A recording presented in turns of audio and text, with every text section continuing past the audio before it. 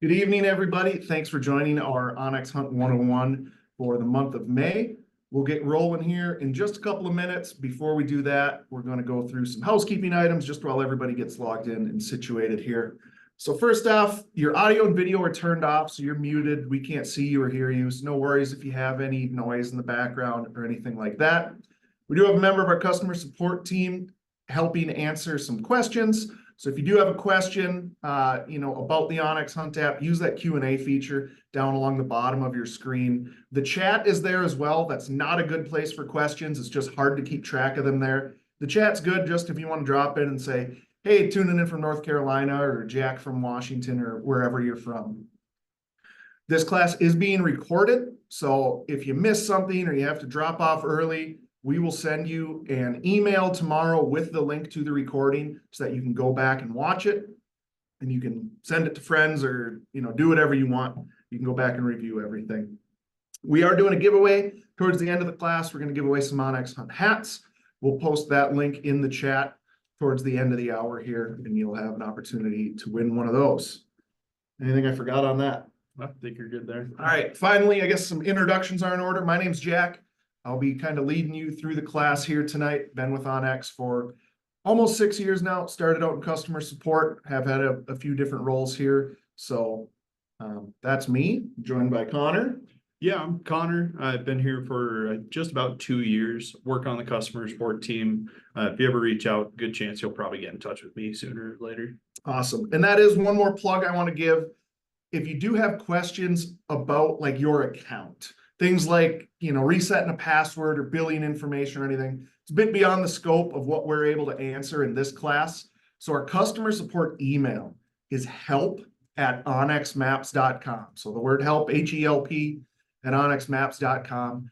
Any of those types of questions, or, maybe you think of something after the class that you forgot to ask or something, help@onxmaps.com. They answer every question within 24 business hours. So if you send us an email tonight, you can expect a response tomorrow. And with that, let's talk about the agenda. So we're going to cover a lot of the basics today. So this is a pretty broad class. We're not going to go super deep into anything. It's a 101. So the goal here is to get you set up so that you can confidently go out in the woods and use the basic features of the onX Hunt app, not get lost, make sure you're on the right property or staying on public land and not trespassing, things like that. So we're not going to cover everything, but we're going to get you set up so that you can confidently go out if you want to go out this weekend and use the app. We'll start with membership options and talk about the differences between our different levels. Then we'll get into the app itself, talk about things like layers, using the app while offline. That's a big question we always get, as well as using some of our map tools. We'll go over changing your base maps, how to use the search function.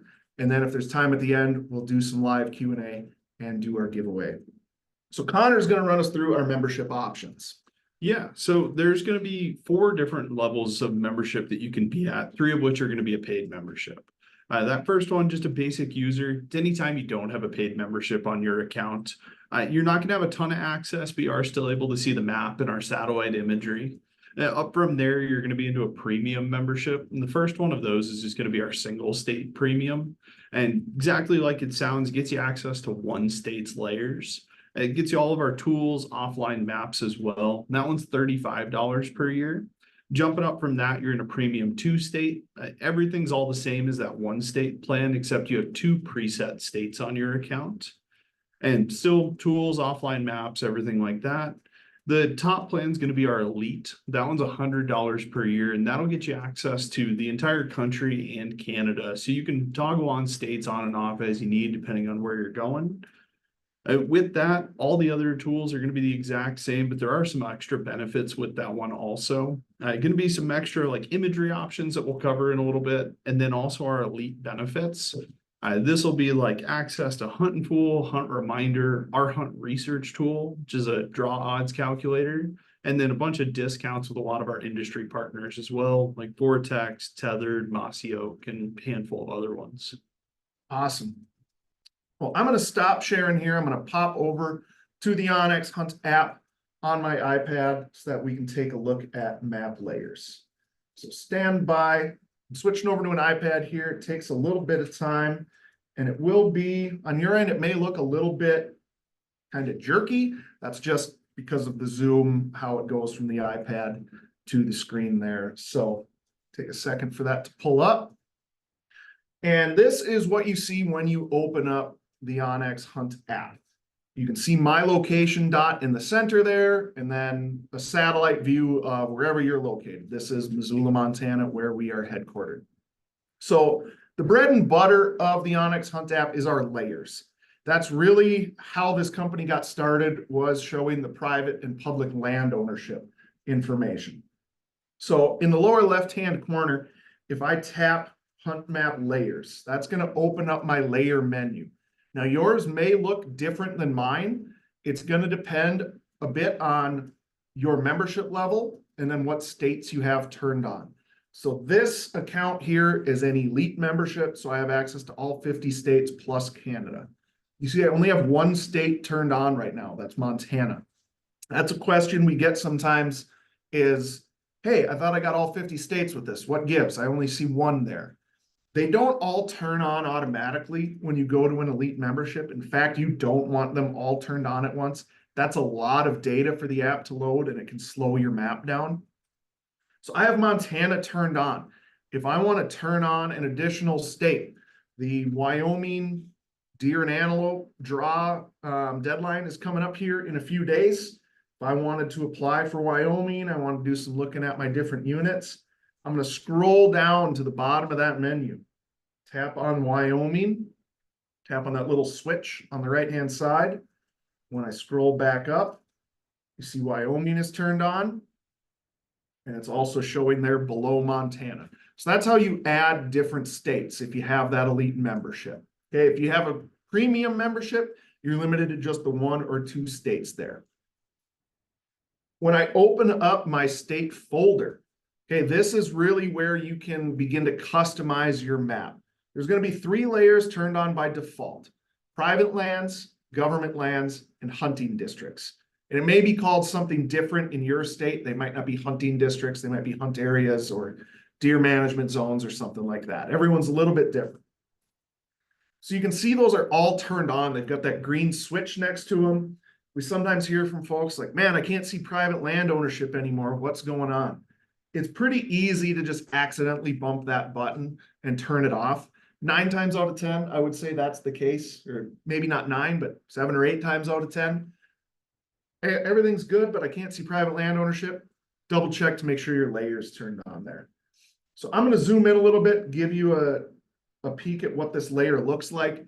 It's got the orange property boundary lines there. And if you zoom in, you start to see some of the names of those properties showing up. If you want to find more information about a property, I'm just going to tap on my map. That's going to highlight that parcel and tell me who the owner is, the tax address, the county, and some other information. So this is where you can get an address for somebody. If you're asking for hunting permission, for example, you could send them a letter.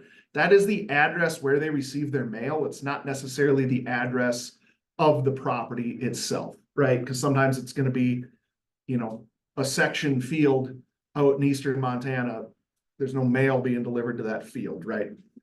So you've got the tax address, you've got the name of the owner there, or in this case, it's a limited partnership, or it might be an LLC.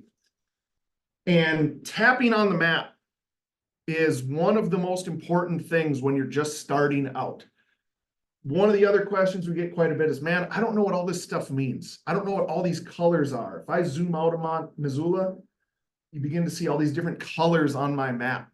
And we don't have like a formal legend like you might be familiar with on a paper map where they have, you know, this is what all the symbols mean, this is what all the colors mean.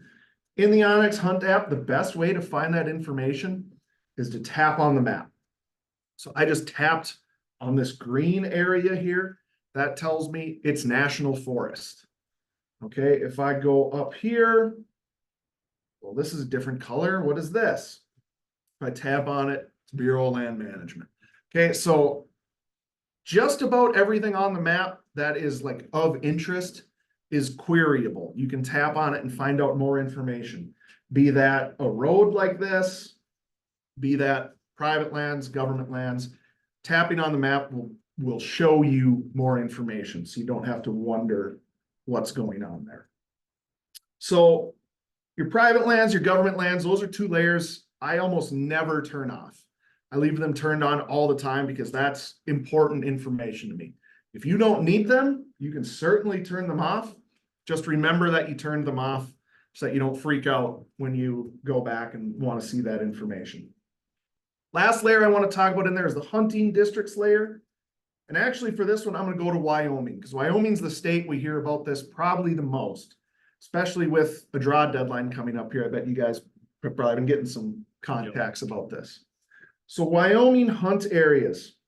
You see this button here that says view options. Also on the right-hand side, you see a little number 17.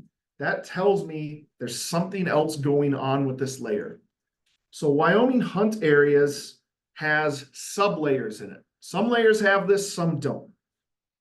These sublayers are how you can choose between the different hunt areas or hunting districts for different species. So in Wyoming, the elk hunt area is chosen by default. In a lot of states, it's a deer hunt area, or in a state like, I think Colorado, they're all pretty much the same unit, like for deer, elk. So that's chosen by default. They might just be big game hunt areas. So in Wyoming, if I'm not hunting elk, but I'm hunting antelope, I want to switch and just tap on the antelope hunt area. That's going to change my units. So if I zoom out, I'm gonna move to Wyoming. Those green lines you see, those are your different hunt areas. So that's a contact we get sometimes is, man, your guys' hunt areas in Wyoming don't match up with what Wyoming Game and Fish has. That's because every species is a little bit different. If I go in there again and I switch it to elk hunt areas, you see those units change. Black bear, they look different, right? So double check and make sure you have the correct species selected so that you have the right information, whether you're going out hunting or whether you're applying for tags or what have you. State layers, anything else we need to cover? That is pretty much it. In your state, there are going to be a handful of other layers, just depending on what's available for each state. The biggest thing I always recommend for new users or really anybody is go in, look at that state layer menu and just kind of figure out what's going to be most beneficial in there for you. Not every layer is going to be useful at all times. And depending on what you're hunting, you may not even need some of them. Yeah, there's some layers in the app that I almost never use just because it's not applicable to the way I hunt. That's kind of the beauty of the system, is you can customize it so that it works for you. Moving on from state layers, we're not going to dive into all of these other collections. It's a bit beyond the scope of this class, but you do have some nationwide folders in there. So those folders or collections, we kind of use those terms interchangeably. Current conditions, land and access, roads, trails and rec, trees, crops and soil, and wildlife layers. Those are all nationwide. So whether you have a premium membership or an elite membership, you have access to these. And they're not state specific layers. So we sometimes will get people looking for, a common one is the active wildfires layer. I say, man, I'm in Minnesota. I know there's fire burning. I can't find this layer. It's because it's a nationwide layer. So it doesn't live under any one state collection. It's in these national ones. Just like the state layers we showed you, you can turn these off and on. A lot of these I think of more as like my scouting layers. So the wildfires, your trees, crops, and soil. A lot of these are very useful when you're doing some e-scouting, when you're doing some planning, but maybe you don't want them turned on when you're out in the field. So, like Connor said, spend some time in here messing around with these. You might find something that's like, oh man, acorn producing oaks. I deer hunt in the Midwest. That's huge for me. I can find some oak trees because deer love eating acorns. Similar young aspen forest. I'm a grouse hunter, whatever. That's kind of the biggest piece of advice I can give you. If you're in that kind of 101, man, I'm just learning, I'm just getting started. Like any other tool or any other piece of equipment, the more time you spend in the app, the more proficient you're going to become. I get a brand new bow, I'm not gonna leave it in the box until September and then pull it out September 1st and think I'm gonna go, grip it and rip it and shoot an elk. Same thing with onX. Spend some time in it. It doesn't have to be like, oh man, I gotta schedule 15 minutes every day to use my onX Hunt app. That's probably not the worst idea, but it is one of those things. It's designed to make you more efficient in the field is kind of the main goal of the app. Help you be more effective and enjoy your time outdoors more effectively. So you don't want to be frustrated when you're out in the field because you didn't practice enough, or you don't know all the features of it when you're out hunting. And one thing I do want to add with layers, it's often something that we hear about from customers. These layers all add extra information to the map, and there's a handful of them that are going to hide our satellite imagery. I like wait for you to turn one on, see which one we're going for. So like the Forest Visitors map's a perfect example of this. It's old 2D maps that have been scanned in. They just overlay on top of our imagery. If you ever have your map and it doesn't look quite right or not like what you're expecting, going back into your layers and starting to toggle things off and see what changes on the map is going to be the best troubleshooting you can do. More often than not, it is just an extra layer that was turned on by accident that's the issue. I would say when we hear something about a map not looking right, 90% of the time it's a layer. Yep. I would say. Yep. So yeah, double check those. And the other thing is under each one of these collections, it tells you how many layers you have turned on. So that should give you an idea of, oh man, I got 5 layers and they're turned on. Maybe that's one of them that's causing that issue. So there's a lot to dig into with layers. We could do multiple classes on layers. In fact, we have done some classes just on layers before in some of our deep dives. But we're going to move on right now, and we're going to move into our offline maps. So just about every time, I go to an event where onX is at like a show like Pheasants Forever's Pheasant Fest or the Wild Turkey Federation convention or something. A lot of times people will come up and say, man, this app is really great, but I wish I could use it offline. I wish I could use it when I don't have service. You absolutely can use the app when you don't have service. It functions almost exactly the same as it does when you do have service. There's a few features that don't work without internet connection, but by and large, what you can do when you're online, you can do when you're offline. And you do that by utilizing offline maps. So if I back up here, I go to the lower left-hand corner of the map, I'm going to tap that button that says offline maps. That's going to pull up this screen. I'm going to tap this button that says new map. It's a bright red one. Now that's going to change my screen a little bit. So this red box that you see, if I zoom out, becomes a little bit easier to see.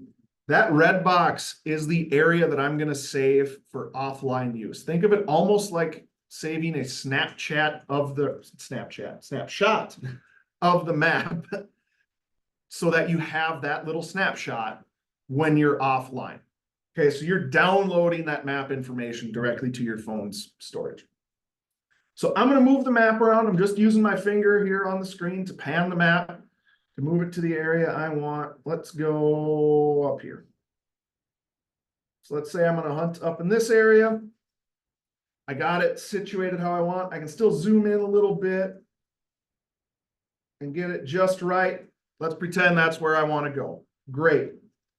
Now down below, if I pull this menu up, I have some different options. I can choose different imagery resolution, low, medium, or high.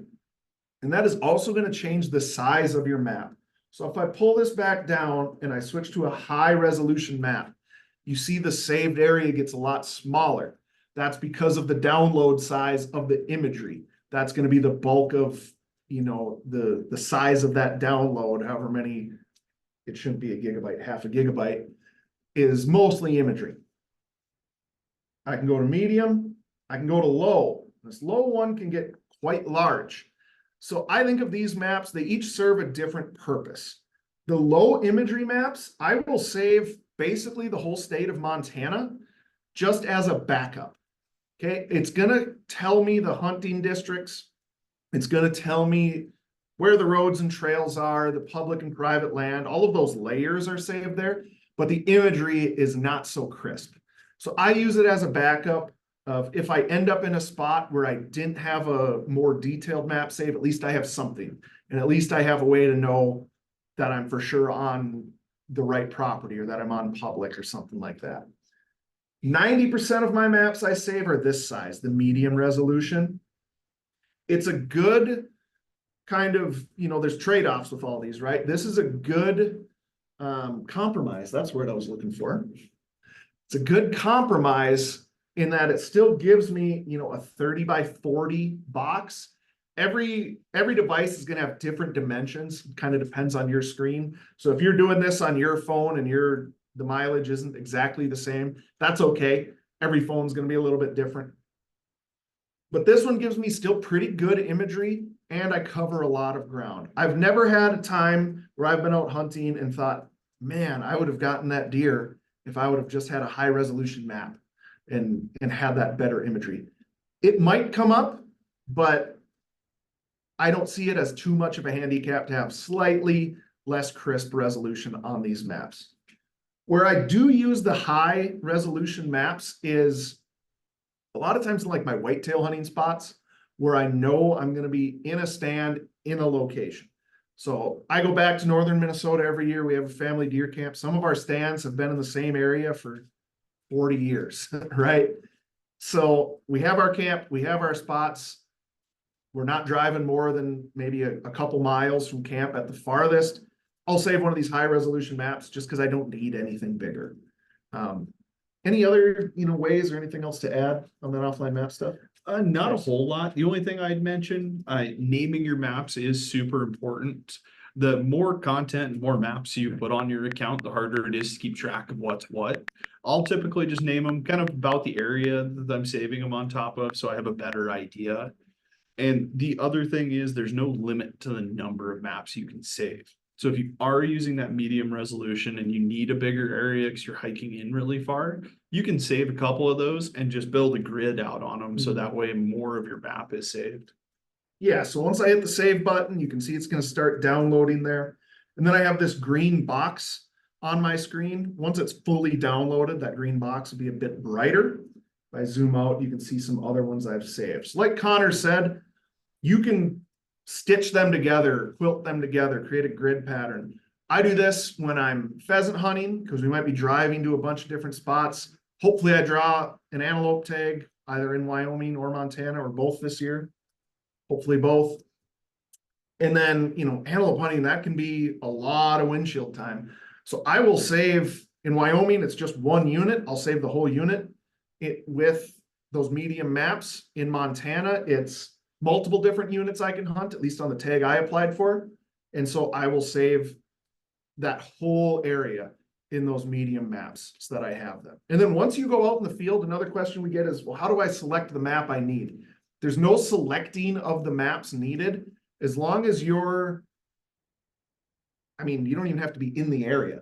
That's going to show up if you're offline. So when you go out into the field and let's say you're hunting in this area, you don't have cell service.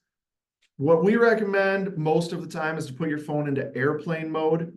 That's going to save your battery life. The two biggest draws on your phone's battery are your screen and the cell connection, typically.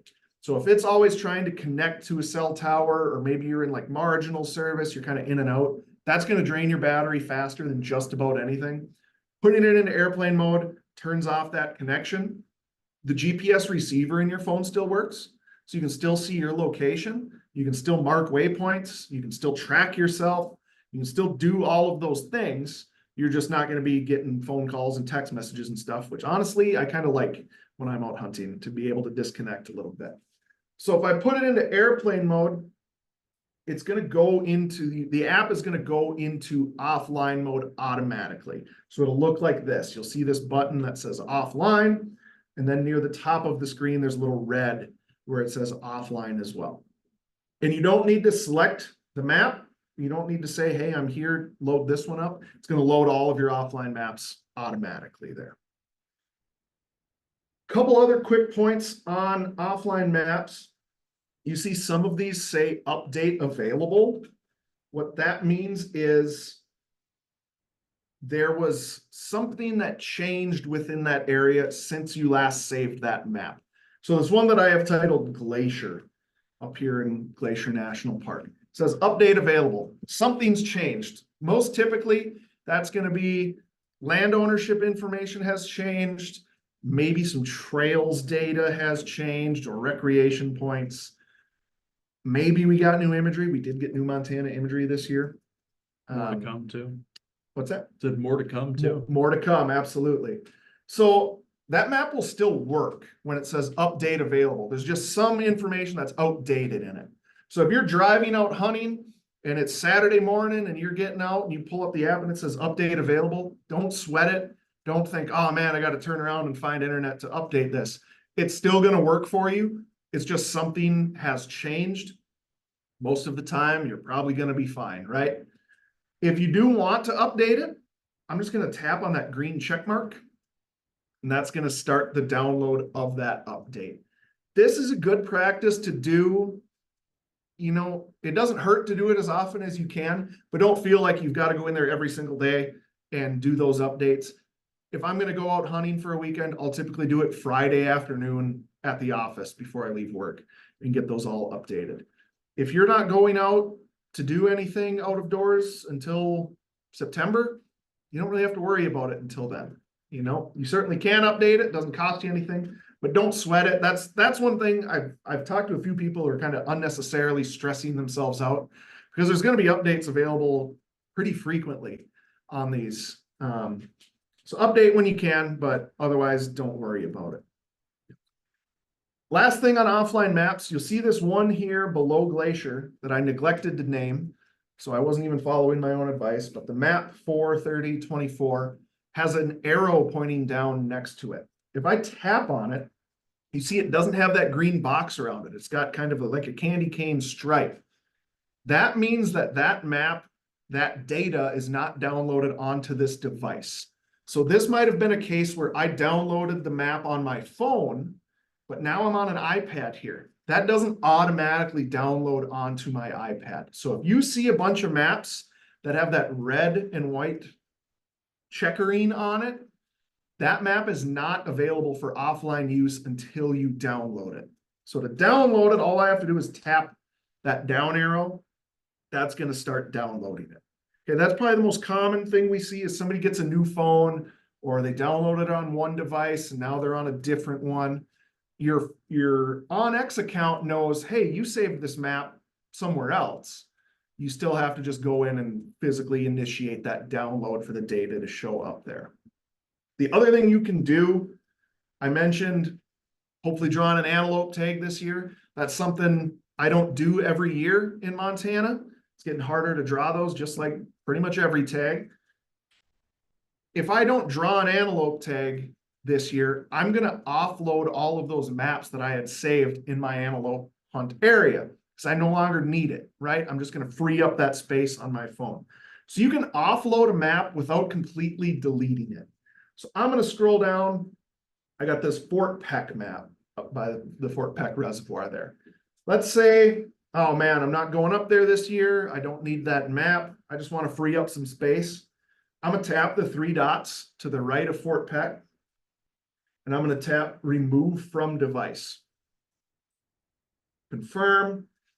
And now you see it's got that striped boundary there. So that's how you can, if you say, man, I don't need this data. I want to free up some information on my phone, but I might need a map there down the road.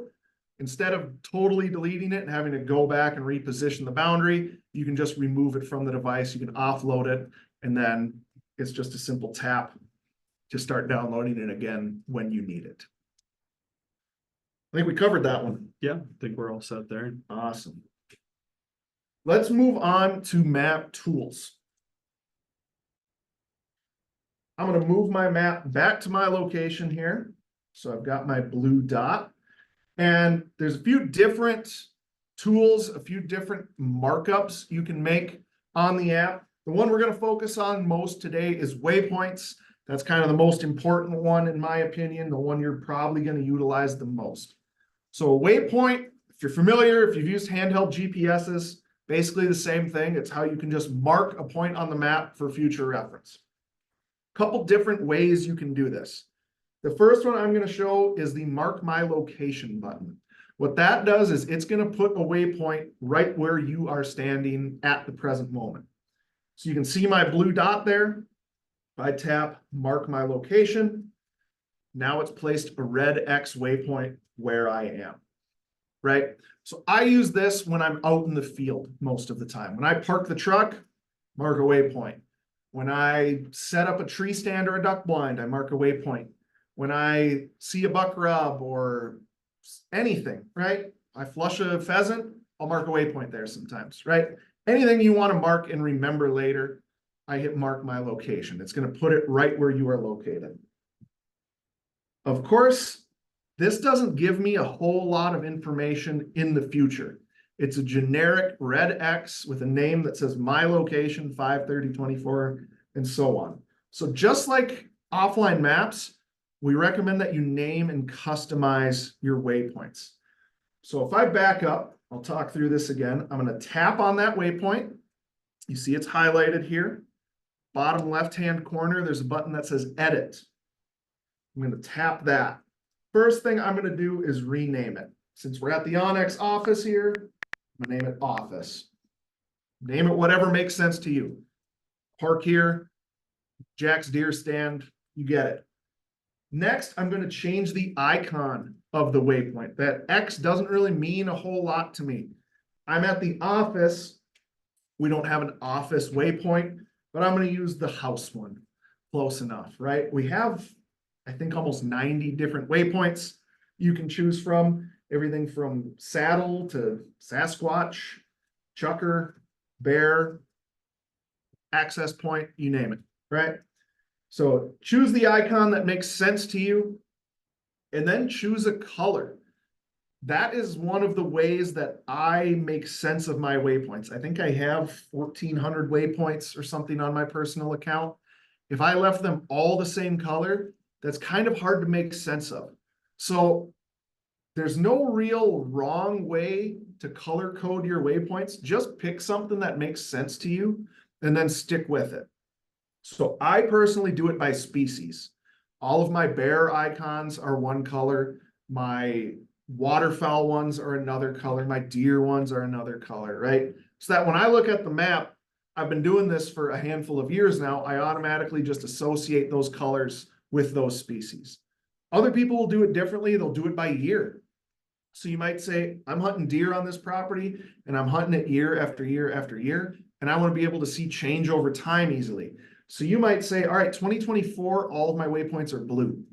2025, they're all going to be green. 2026, they're all going to be yellow. You can kind of see based on year how things were laid out. I will also I use the red one for areas I haven't been to, but I want to check out. So when I'm e-scouting, I'm marking red waypoints. So, my bear icons might be blue on my personal account, but areas I want to scout or check out, I make red so that they pop a little easier. And I know, hey, I haven't been there. Maybe you should go check that out this weekend. Anything else, other systems or different ways you've seen people do it? Not really. The biggest thing is you get out of it what you put in. Like the more information that you can leave on waypoints a year down the road or 5 years down the road, it's going to be more beneficial for you. I often run into just stray red X waypoints that I had created the season prior. Looking back at them, I have no idea why I created them. Mm-hmm. If you take that little bit of time to add that information, it helps create a lot more in the app for you to use down the road. Yeah, like I mentioned earlier, it's all about being efficient. So the more information you can put in there, you're just kind of helping your future self so that you don't have to stand there and guess like, what was that waypoint? I can click on it and say, oh yeah, this is where I saw a deer 3 years ago or whatever. I mark some ridiculous things. Yeah, absolutely. Like, at one point I was marking, I think, every bird I flushed when I was hunting.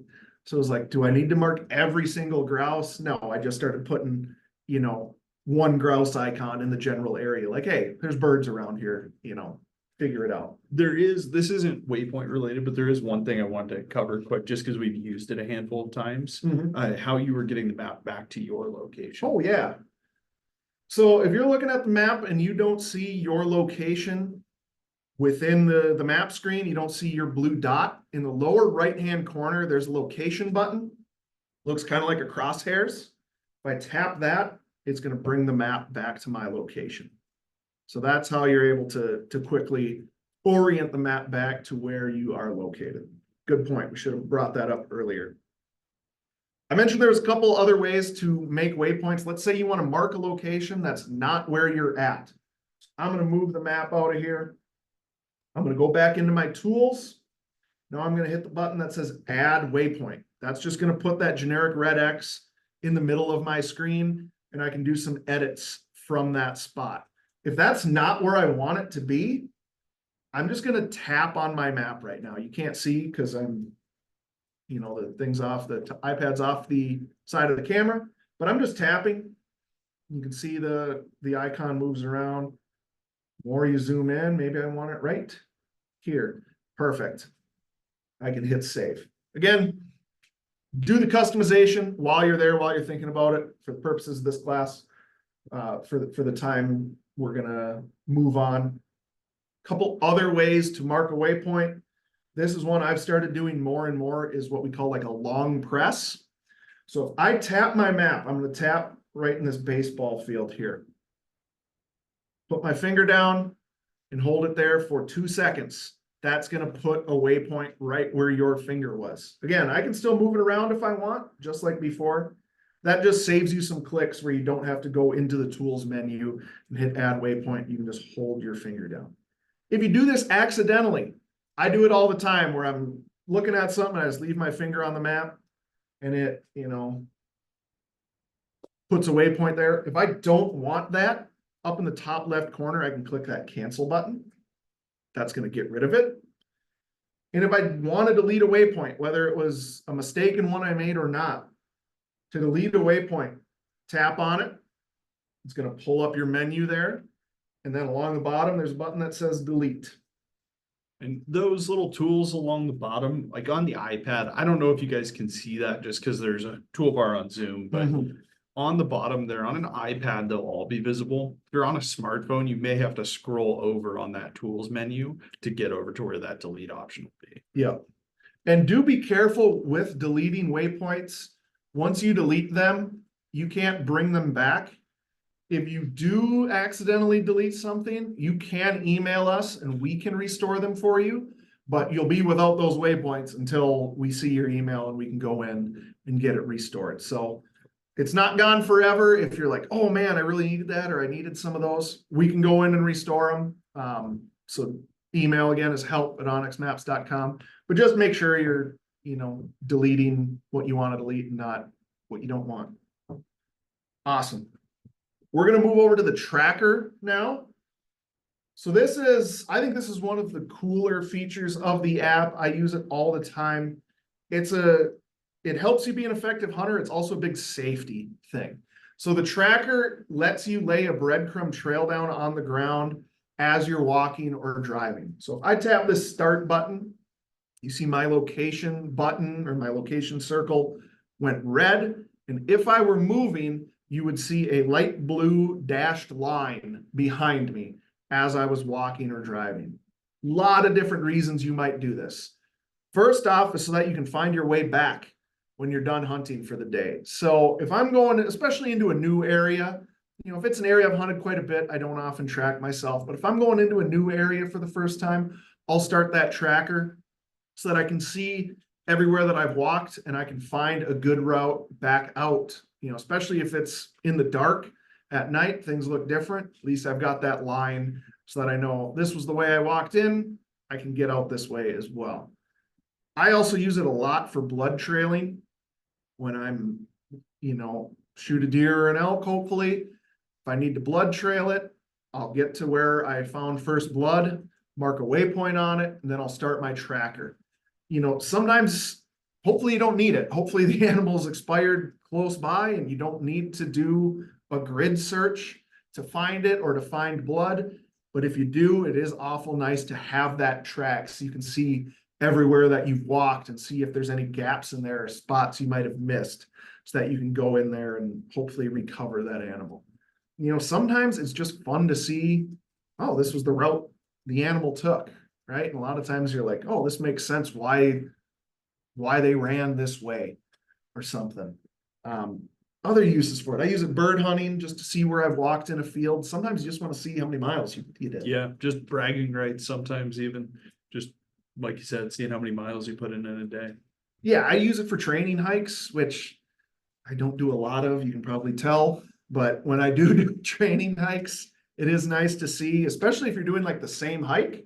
You can track yourself and, you know, try to beat your time, try to beat that last track every time. And if you do, delete the old track and save your new one. And then the next time you go out there, like, I want to beat it by, you know, a couple minutes or whatever it is. So tracker's cool.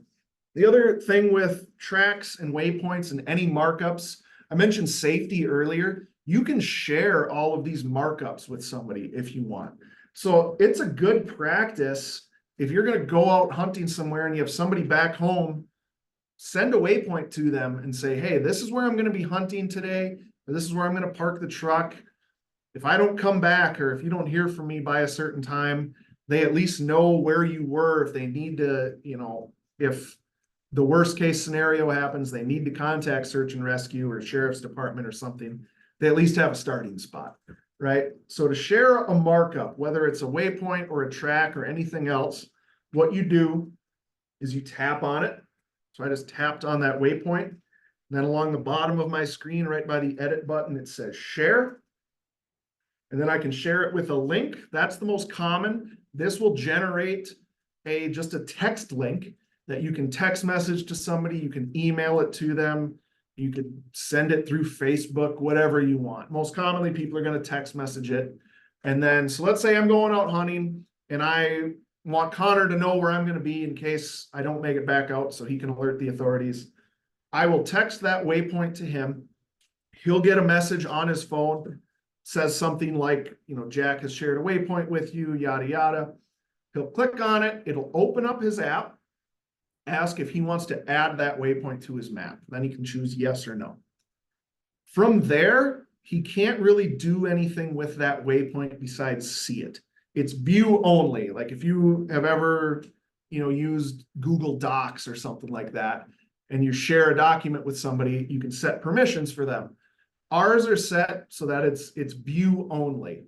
He can't make any edits to it. He can't delete it from my phone. He can delete it from his, but he can't change the color or the name. He can't share it with anybody else. So it's my waypoint. I'm letting him look at it. That's about it. And one thing to mention with that, you can share those with people that don't have onX as well. When they get that link and click on it, it's just going to prompt them to download the app, create an account, and it'll start a free trial for them so they can still see that information. Yeah. Yeah. So that's especially that use case if you have, you know, significant other back at home or something, don't want to buy 2 memberships, they can have the free version and they can at least, you know, access those waypoints there. Awesome. So we talked about finding your location on the map.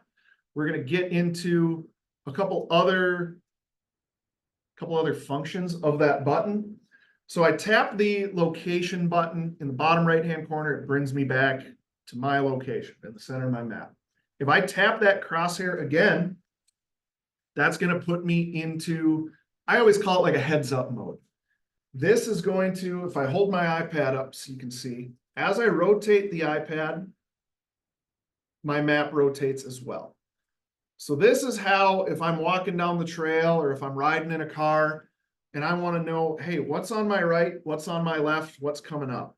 Instead of north always being up, whatever direction we're facing is up on the map now.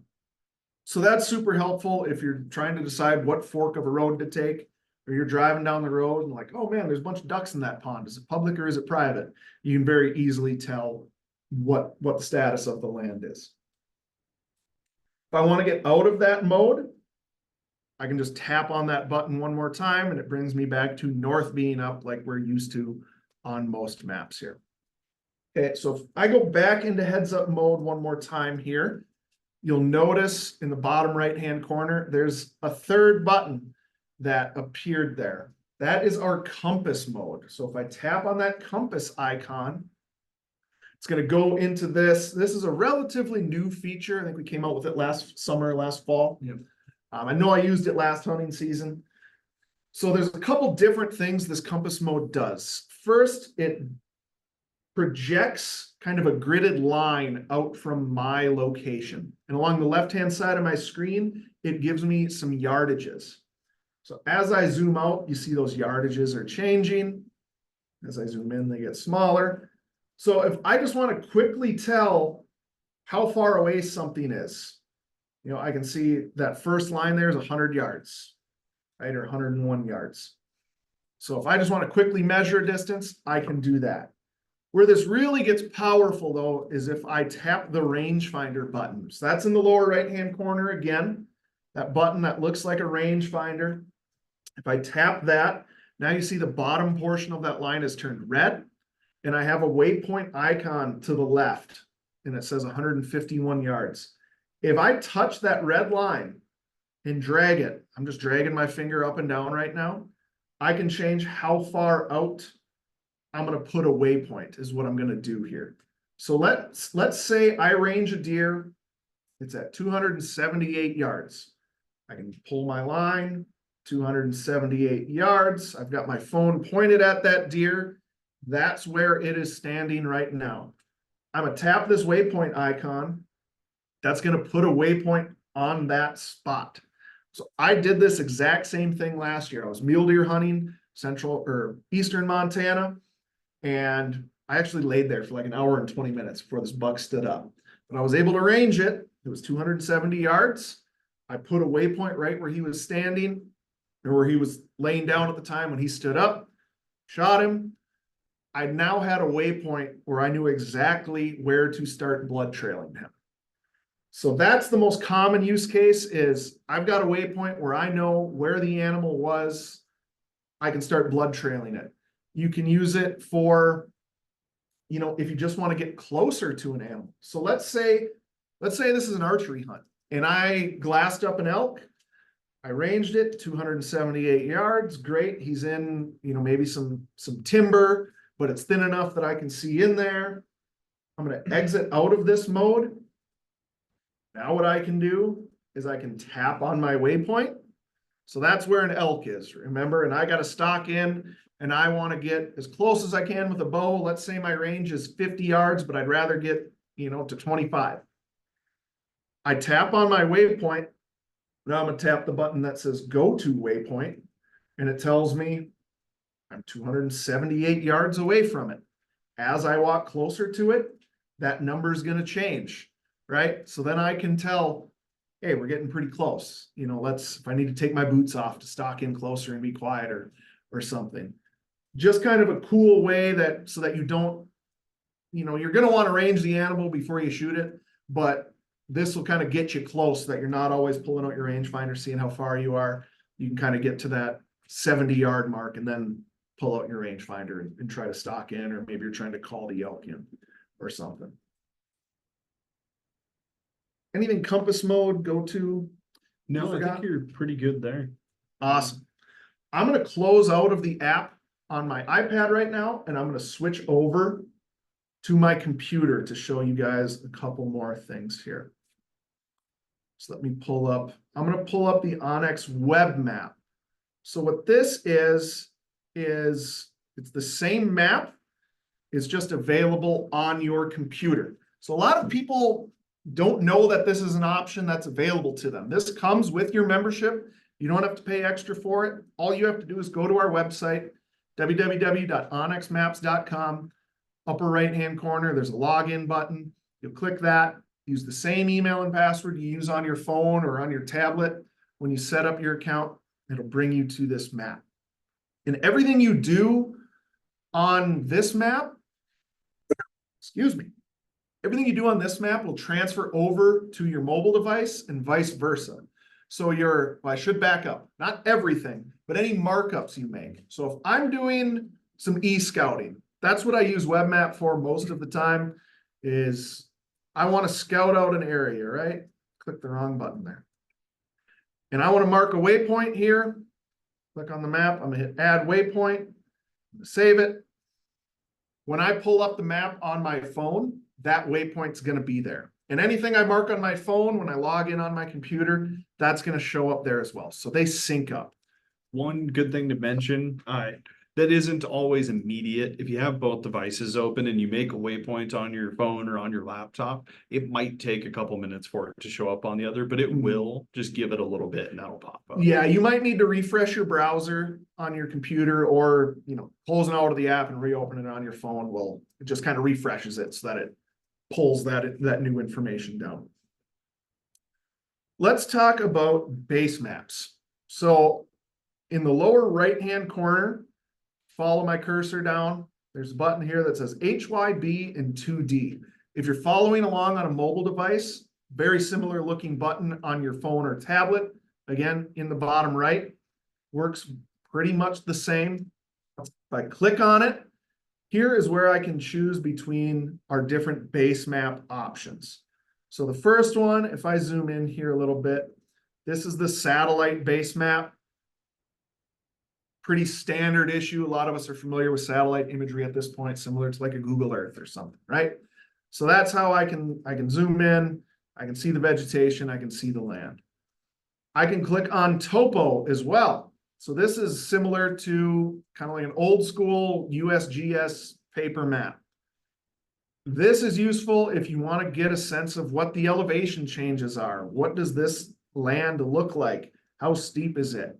Right? I get these topo lines, and if I zoom in, I get to see some elevation lines for our major topo lines as well, 4,200 feet, 4,000 feet. So you can kind of get a sense of, oh man, I'm standing at 3,000 and to get up there is 4,200. That's a 1,200-foot climb. That's a decent pull. What I use most of the time is this hybrid option, because that gives me the best of both worlds. I get the satellite map, so I can see the vegetation, but I also get those topo lines, so I can get a sense of the elevation changes. Most of the time, that's what I use, to be honest. What do you use? I mostly am using topo actually, and then I switched just to regular satellite. But the one thing I do want to mention, and if you zoom in on that, just like that river running right down through the bottom of that valley, on both the right through up here. So up here. Perfect. Yeah. There we go. So on the topo and the hybrid, the USGS data has rivers and streams labeled with blue lines. Solid blue line, it's a year-round stream. If it's dashed, it's an intermittent stream. Those don't show up in just our satellite imagery. So if you are looking for water sources, going to one of those two makes those pop out just a little bit more, a lot easier to find if you are looking for water in the backcountry. And what are the difference between a solid line and a dashed one? Yeah, solid line, it's a year-round stream. There should be water in it unless there's like severe drought or anything like that. Dash line is intermittent. So that's either going to be seasonal with runoff or in just periods of high water where there may be water. Isn't guaranteed though. A lot of times in the fall, those will end up being dry. Yeah, so a lot of these, like right now, we'll have, well, we don't have a whole lot of snowpack here in western Montana, but in normal years, a lot of these will be running pretty strong right now. But come July, August, they dry up. Yep. All right. Let me zoom back out here. Want to also talk about our 3D map. So this is available to you again on mobile or web. To go into it, I'm just going to click this 3D button. Now you see my map kind of pans down, and now I get a 3D view of the world. So as I zoom in, I can get a better sense. I can pan this down and up. I can spin it around if I want. So this is nice. To get topo, it does take some practice. And, I grew up in Minnesota, pretty flat part of the state. Not that there's a whole lot of topography anywhere, but the part I grew up in was pretty flat.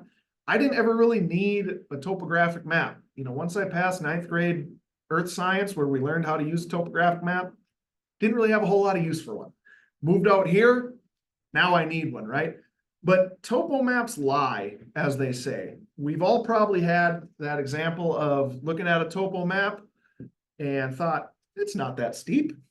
And then you go out there and it's a lot steeper than it looks. Now 3D, it still kind of distorts it. It's hard to tell for sure how steep something is until you're standing there. But it does give you a better sense of, what the terrain looks like, how steep something is, how deep a draw or a coulee is. And I just really like the 3D for, I use it for scouting quite a bit. I use it for finding potential glassing areas where, if I want to go to a point, let's say I want to see, what can I see? This not a good example because there's trees here, but I might zoom in and just kind of get a sense of, all right, if I'm standing here, this is kind of what I might be able to see or something like that. Anything else on 3D? The only thing I'd mention is 3D is currently only available online. So if you are in the field and you don't have cell service, you are just going to be with that 2D map. And like he was saying, kind of more of a research tool prior to when you're actually going out into the field. Awesome. I'm going to move out of Montana to talk about one of our other imagery options. So last year, was it this year? Leaf off. Oh, it would have been Early either this the year? spring, I think. Okay, so at some point in the past, we're not sure exactly Or when. last spring. Last spring, we introduced leaf off imagery. So again, if I go back into that same base map button and click leaf off imagery, my map's going to change to more of a fall or a winter picture. So if I zoom in a little bit so you can get a better sense, I'm also going to go to my satellite map. If I just toggle this off and on, you can see the change there, right?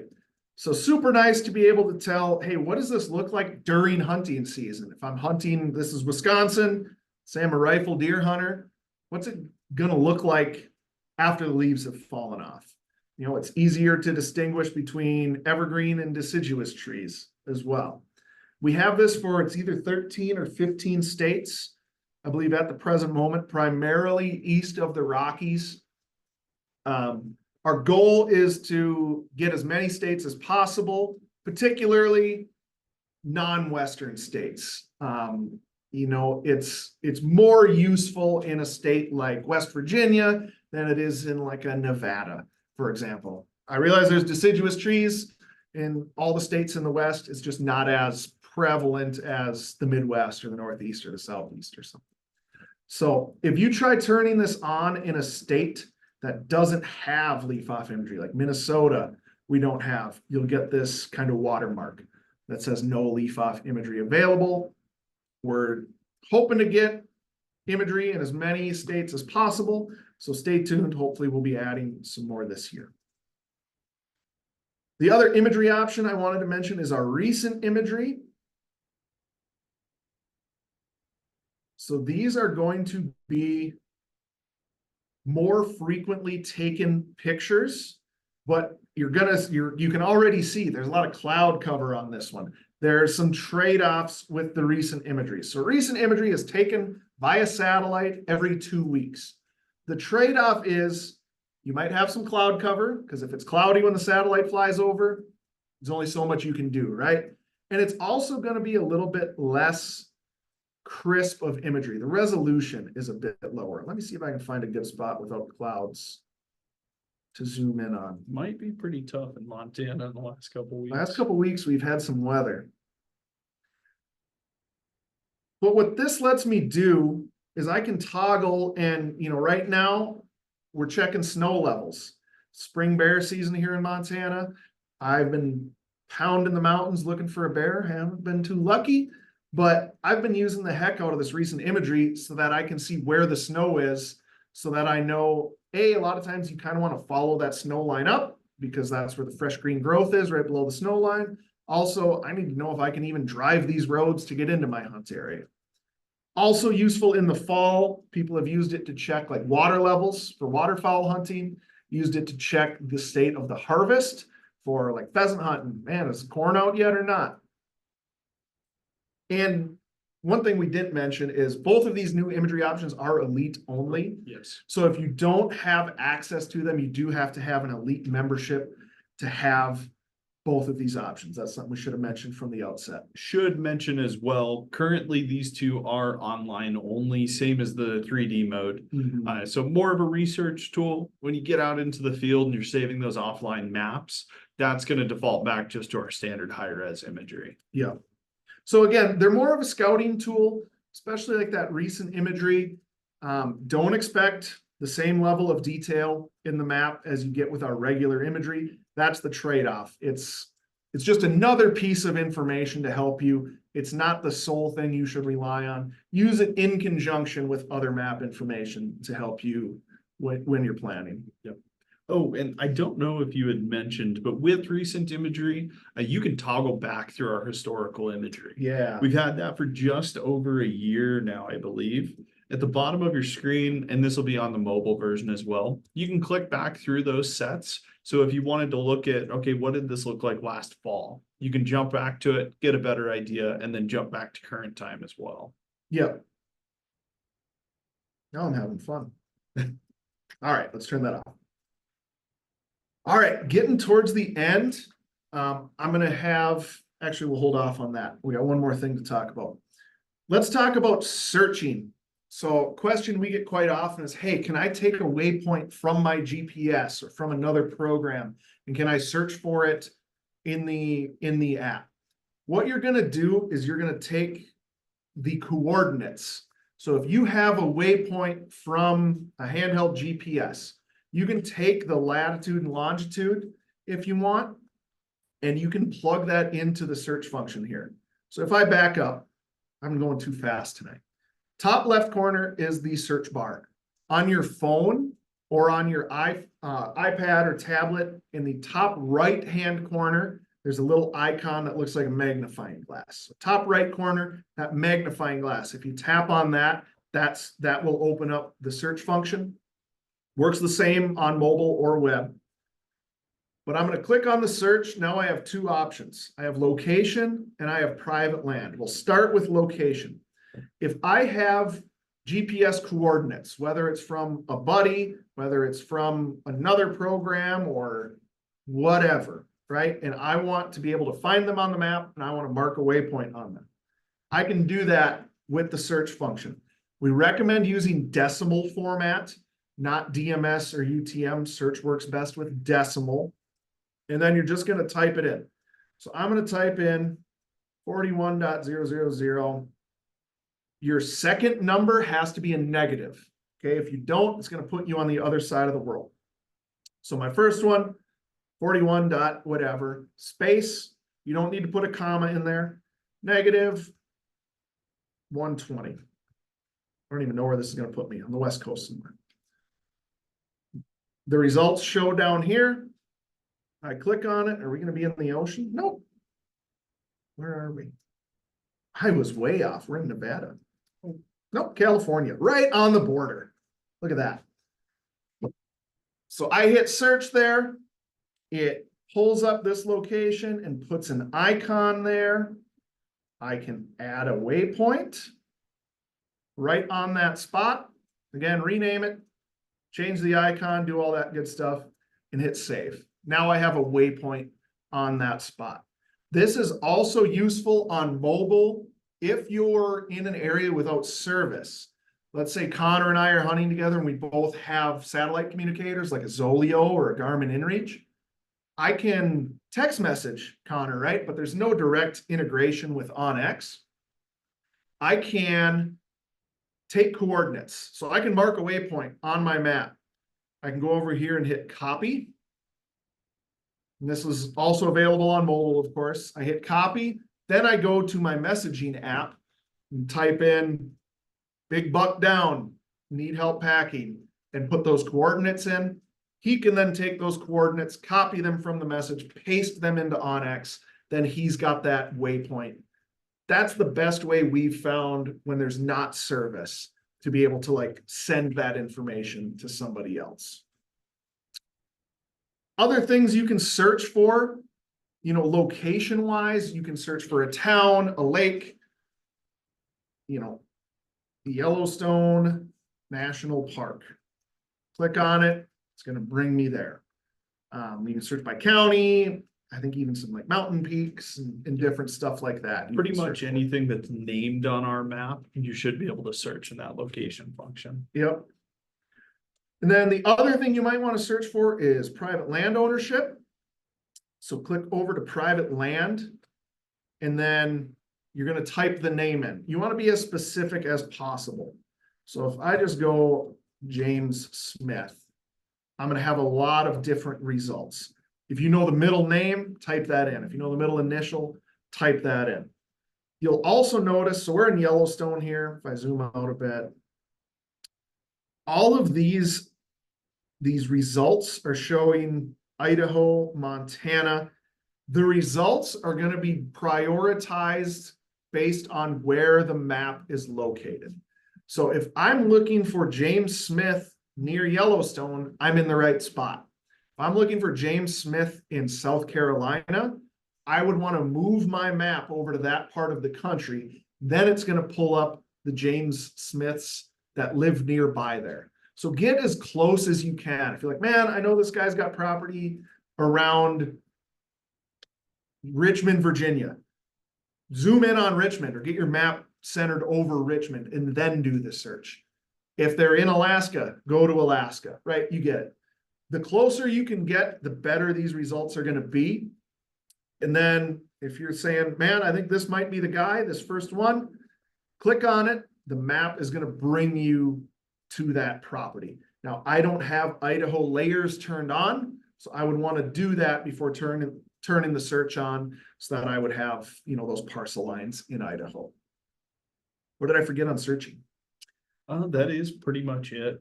The biggest thing, like he said, just be super specific with what you're searching. And then those results are closest to furthest from your location. So you might have to scroll through them to find the exact one that you're looking for. Yeah. Awesome. I'm going to stop sharing there. And in a minute here, we'll get into our Q&A.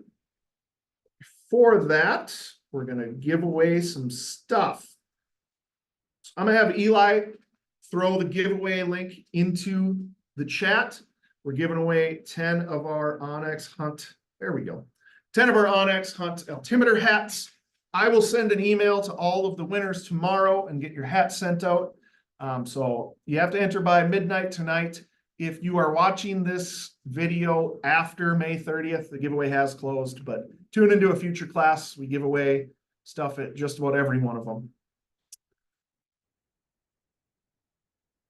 And if you don't have an onX Hunt membership currently, if you're a basic or a trial member, if you want to get set up, we do have a 30% discount code, promo code for you. It's app101.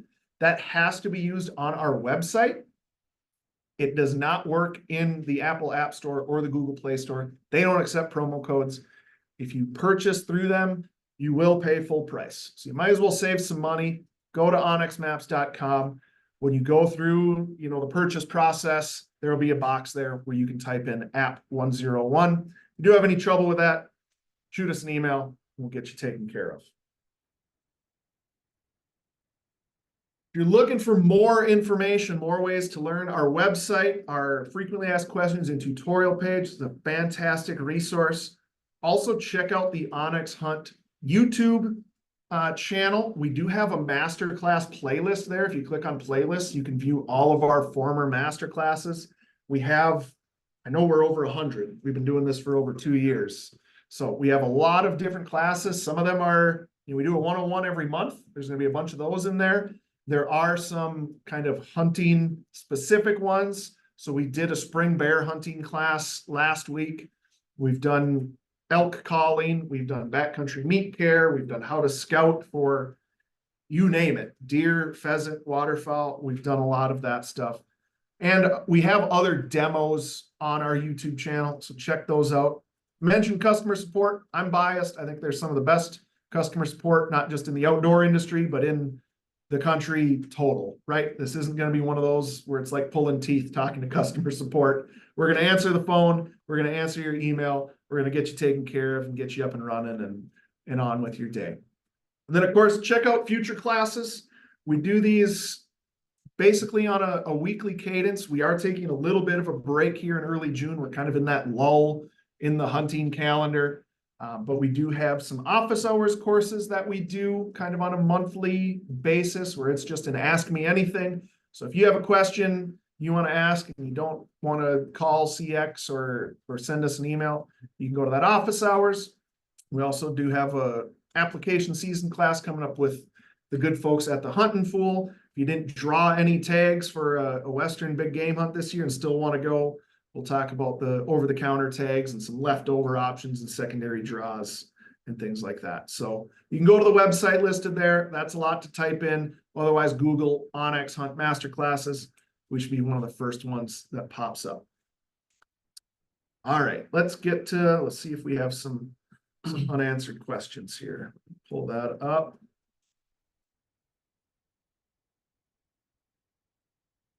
Let's see, a question about Canadian layers. We can talk about that. So we do have onX Hunt in Canada. You do have to have an elite membership to have access to that. But if I go into my map layers, Canada is listed with the US states. So if I turn on Canada, we have 11 different layers there. We don't have Canada broken out by provinces and territories. It's all kind of one or nothing. And we are still building out our Canadian data set. So I think for just about every province and territory, we have the different hunting units listed there like we do in the States. We'll have your crown land and your other types, you're not like Banff National Park and things like that, like we do in the States. The one thing where you'll notice some difference is in the private property ownership information. Whole different set of laws in Canada, whole different kind of philosophy as far as how that information is made available. Most of the time in the United States, it's available free to the public through a tax assessor's office. Canada's a bit different. It's a lot more difficult to get that property ownership information up there. So it's a bit on a province by province basis. We have parcel lines for quite a few provinces. So let me see. Maybe not for Alberta, but I believe we do for BC, right? I think Alberta and Ontario are going to be our two that we're missing like the most information currently. So, this is around Vancouver, but you can see some parcel lines beginning to show as I zoom in. Like I said, we don't have the same robust information like we do in the States. We're working on it. We're trying to get it. It's just quite a bit more difficult navigating, the rules and regulations with the governments up there. So otherwise, a lot of the layers are the same as we have in the States: recreation sites, the wildfire information, crop distribution, things like that. So if you're in Canada or thinking about heading up there to hunt, check that out. Hopefully it'll be of some use to you. Let's see. There was a question on, does the wind arrow point to the direction the wind is coming from or the direction of the wind travel? So if you utilize wind on a waypoint, it's going to be the way the wind is blowing. So if the arrow is pointing this way, the wind is blowing this way, right? So follow the arrow, that's the way the wind's blowing. If it's pointing to the south, the wind is blowing from the north to the south. Let's see. Rangefinder connection. Yeah, we can talk about that. So last week or the week before, Loophole released a new rangefinder that integrates with onX. Unfortunately, I don't have one myself to be able to demo it, but rangefinder, Loophole has a new rangefinder. I think it's the RX 5000. Yep, TBRW, I believe. It's pretty sweet. You can range like a couple miles with it. But for the purposes of this class, it integrates with onX. So when I was doing that kind of rangefinder feature in the compass mode, if you have the new Loophole rangefinder, you can integrate their app with onX, where you can range a target and have it place a waypoint in your onX map, where that elk was standing or whatever you range, right? So pretty sweet.